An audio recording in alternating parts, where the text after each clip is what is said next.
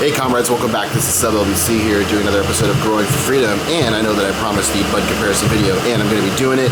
Actually have a lot of good news to report from the results at the site B location with the SFVOG, but before I do that video, I just want to jump in real quick and give everyone an update as to what's been going on with this LED test. So you guys can obviously see here that we only have one Pro Spectra PS600, a 450 watt true consumption 288 LED system.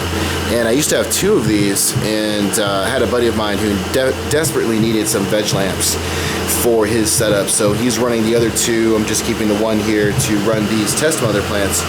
And yeah, so over the last 10 days they were running 4 days with two and then 3 days with just one.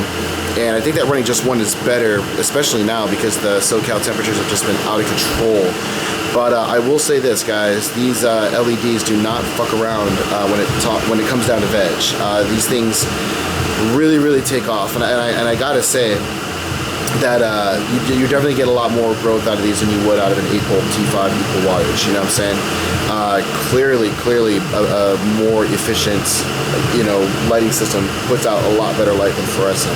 But as far as flowering is concerned, I don't really know. I haven't had a chance to run that test yet. That's going to be coming up next. But with all that being said, for the cost of the LED, it's still not that good. I mean, the growth rate's excellent. Don't get me wrong. I was actually shocked because I had not planned on cuttings being taken from these moms about 9 days ago. They're going to be cutting in tomorrow, and I take cuttings roughly every 10 days. And Dinkoji went ahead and taken cuttings anyways, because she normally does, but this last time I didn't want her to, but I didn't tell her. But it gave me an opportunity to see what two adolescent type teens would do after being cut, and they really grew back hard, and they had been cut down pretty nubby, and these plants are not as full and lush as the other mother plants that I deal with in my production line. So big kudos to this system.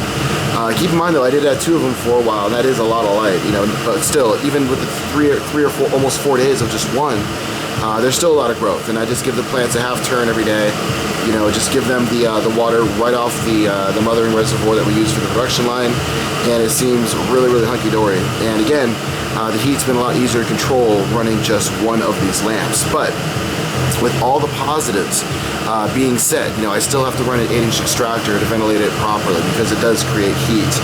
And if I have to put in an 8-inch extractor and air conditioning, if I want to run more than one, well, you're already on your way towards being able to run a full-blown HPS system with dimmable ballasts and gain that versatility. And granted, it is a bit more cumbersome, but with the way a lot of these are built, the vertical height sacrifice is generally fairly negligible, especially given the fact that the HPS system is still, or I should really say HID system, if a metal halide grower.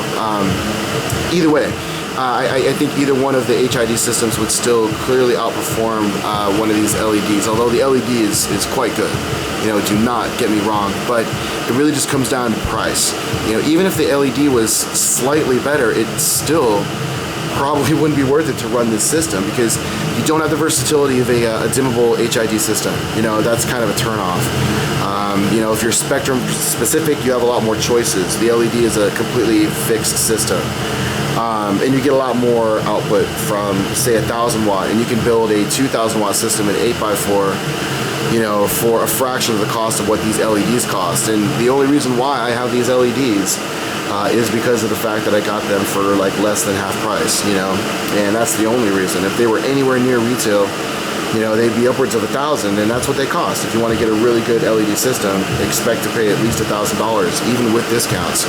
And faced with that opportunity, with that choice, I'd much rather go the HID route, save myself $1,000, literally half the price, and you can get a top-line HID system, whatever you want, with so many options. And there's so much great hardware coming out in the micro-digital ballast world. A lot of new ballast manufacturers are going to be coming out with some micro-digitals. I'm going to be taking a look at those very shortly, actually. So with that being said, I think it's going to be really tough for people to get into the LED technology. And even though there are a lot of advantages to it, as far as ease of setup, and it is fully turnkey, and they're great. These are just lights for the rich, you know, seriously. Established growers with big gardens that are true just hobbyists and have $1,000 or so burning a hole in your pocket, LEDs are the way to go. Maybe if you really don't want to deal with additional heat and want to have a small garden and you have a lot of extra money and budget's no problem, the LED route might make sense. I've heard a lot about the LEDs not performing well in flowering, and we are going to find out. You know, we'll look at that firsthand and really see how these things do on a flowering plant. But if the results are not comparable to that of HID, then LEDs are really just a novelty technology and really shouldn't be considered by anyone serious, again, unless you're looking for something to give you better performance than a fluorescent, and money is absolutely no option. You know, that's basically the demographic that should be participating in LED purchases. So that's pretty much my my second impression, I guess.